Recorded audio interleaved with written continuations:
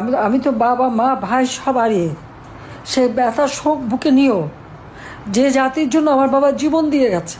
আমরা তো ছোটবেলা বাবাকে কতদিন পেয়েছি, 1-2 বছর তো পাইনি।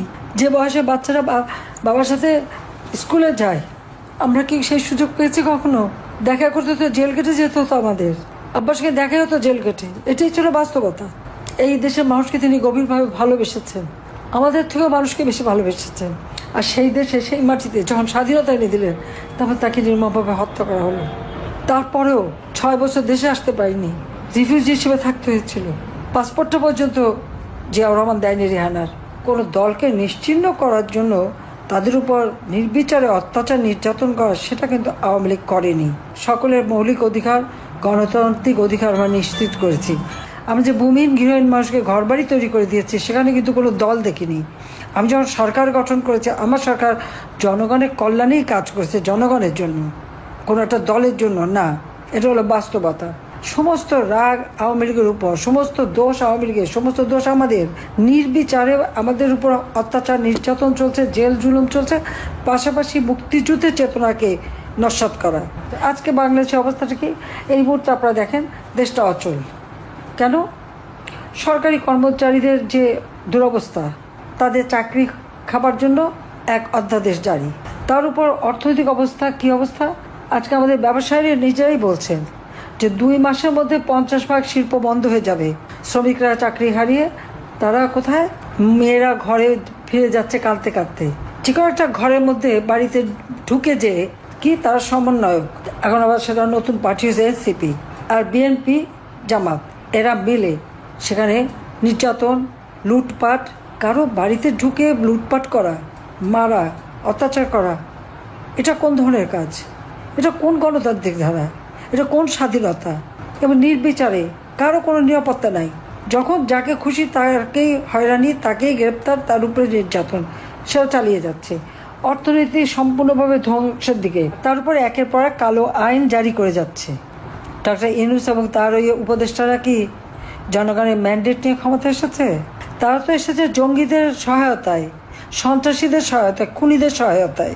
ক্ষমতা আসার সাথে সাথে যত জঙ্গি, সন্ত্রাসী, খুনি যাদেরকে আমরা বিচার করে কারাগারে বন্দি করেছিলাম, সবাইকে মুক্তি দিয়ে দিয়েছে। সব স্রোতের মতো বেরিয়ে গেছে। আর জেলখানা ভরেছে কাদের নিয়ে? মুক্তিযোদ্ধা, মুক্তিযোদ্ধা সম্পর্ক শক্তি, আওয়ামী লীগের নেতাকর্মী, তাদেরকে দিয়ে আজ জেল ভরেছে। প্রায় 5 লক্ষের উপর শুধু মামলা এবং আসামি। আমার মনে হয় ডক্টর ইউনূস একটা রেকর্ড করে ফেলেছে। এত লক্ষ লক্ষ মানুষের বিরুদ্ধে মামলা দিতে পারে, আর আসামি করতে পারে, আর হয়রানি করতে পারে, এটা বোধহয় আর কোথাও কোনোদিন ঘটে নাই। সে এইভাবে নির্যাতন আওয়ামী লীগের উপর চালাচ্ছে। তারপর কি? আওয়ামী লীগের কার্যক্রম নিষিদ্ধ। স্বৈরাচার বলা হয় আমাকে। স্বৈরাচার কে? আপনারা দেখেছেন সরকারি কর্মচারীদের আইন, একটা অধ্যাদেশ করা হয়েছিল 79 সালে, সেটাকে আমরা আইনে পরিণত করি। এটা কোর্টের একটা অর্ডার ছিল, কারণ সামরিক শাসকদের ক্ষমতাকে অবৈধ ঘোষণা করা হয়েছিল। সেইখান থেকে আমরা আইনটা করে দিই। আইনকে বাদ দিয়ে ওই 79-এর অধ্যাদেশের সূত্র ধরে একটা অধ্যাদেশ জারি করেছে। আমার এখানে প্রশ্ন, এই অধ্যাদেশ জারি করার কি অধিকার ইউনূসের আছে? সে তো তার ওই যে পদবিটা যেটা সে আছে, ওটা তো কোনো সংবিধানে নাই। জনগণের ভোটে নির্বাচিত হয়ে সে আসেনি, জনগণের ম্যান্ডেট নিয়ে আসেনি, এসেছে জঙ্গিদের সহায়তায়, সন্ত্রাসীদের সহায়তায়। আজকে সচিবালয় থেকে শুরু করে সকল কর্মচারী, তাদের উপর যেভাবে নির্যাতন। আজকে সরকারি বেতনভুক কর্মকর্তা কর্মচারী সকলেকেই চাকরি থেকে তারা বের করে দিতে পারবে। 4 ধরনের শৃঙ্খলা ভঙ্গের অপরাধে তারা বিভাগীয় মামলা ছাড়াই শুধুমাত্র কারণ দর্শানোর নোটিশ দিয়ে চাকরি থেকে বরখাস্ত করতে পারবে। এই ধরনের অধ্যাদেশ তারা জারি করেছে। কে তাদের দিয়েছে এই অধিকার? এটা তো সম্পূর্ণভাবে সংবিধানের সঙ্গে অসামঞ্জস্যপূর্ণ, সম্পূর্ণ অসামঞ্জস্যপূর্ণ। কারণ 2018 সালে সরকারি কর্মচারীদের আইন করা হয়, অথচ সেই আগে যে অধ্যাদেশটার সাথে কিন্তু রহিত করা হয়েছিল। আবার সেটাকে পুনরায় রহিত করা, আবার এই অধ্যাদেশ দেওয়া, তাদেরকে কে এটা জারি করতে বলেছে? সরকারি অধ্যাদেশ জারি করা কোনো অধিকার তো এর নাই, সংবিধান সেই অধিকার দেয়নি। আর যে আইন সংসদে পাশ হয়েছে সেটা কার্যকর হবে বা সংশোধন হবে সংসদেই। অথচ সংসদ কোথায়? একের পর এক আপনারা দেখেন কিভাবে সরকারি কর্মকর্তা কর্মচারী থেকে শুরু করে এখানে আমাদের সামরিক বাহিনী, সশস্ত্র বাহিনী, পুলিশ বাহিনী বলেন, প্রত্যেকের উপর যে জুলুমটা হচ্ছে। এখন এই নতুন আইনে এদেরকে সম্পূর্ণভাবে চাকরি থেকে বরখাস্ত করতে পারবে শুধু কারণ দর্শাও নোটিশ দিয়ে। সরকারি আইনে তো এটা বলা নাই, তো এই অধ্যাদেশ সে দেবে কীভাবে? একটা দেশকে কিভাবে ধ্বংস করা যায়, এটাই হচ্ছে ইউনূসের উদ্দেশ্য।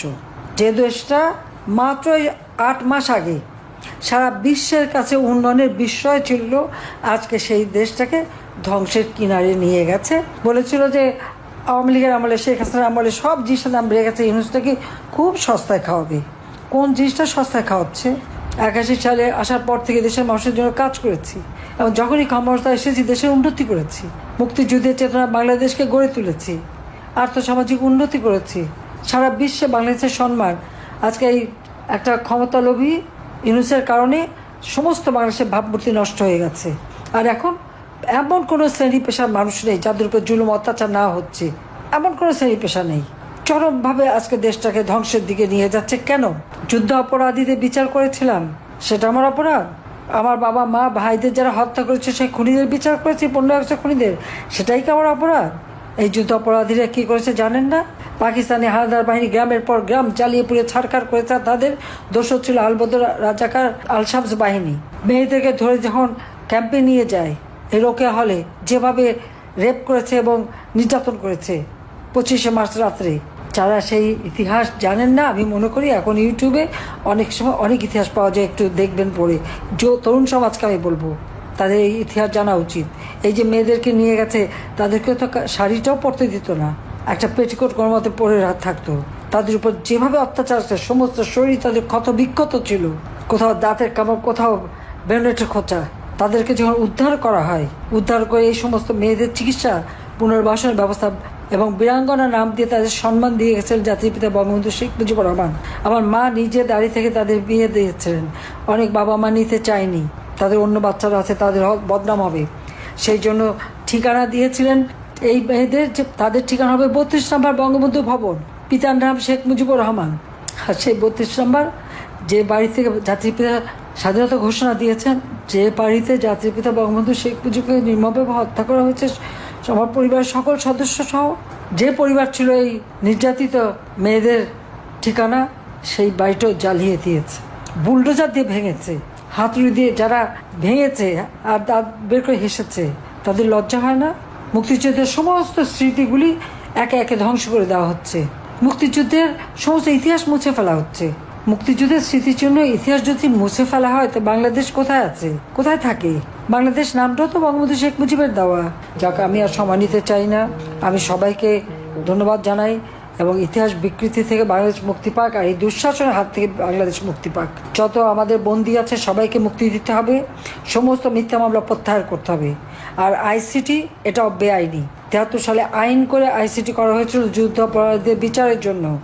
এখানে ইউনূসের কোনো অধিকার নাই, সাংবিধানিকভাবে নীতিগতভাবে তার কোনো অধিকার তাদের নাই, বরং যারা এই অপকর্মগুলি করেছে তাদের বিচারই বাংলার মাটিতে হবে একদিন। যারা এই আইসিটি নিয়ে আজকে লাফালাফি করছেন, আমাদের বিরুদ্ধে মামলা দিচ্ছেন, শাস্তি দেবেন, একদিন শাস্তি তাদেরকে পেতে হবেই ইনশাল্লাহ। সবাইকে ধন্যবাদ। জয় বাংলা, জয় বঙ্গবন্ধু, বাংলাদেশ চিরজীবী হোক। খোদা হাফিজ।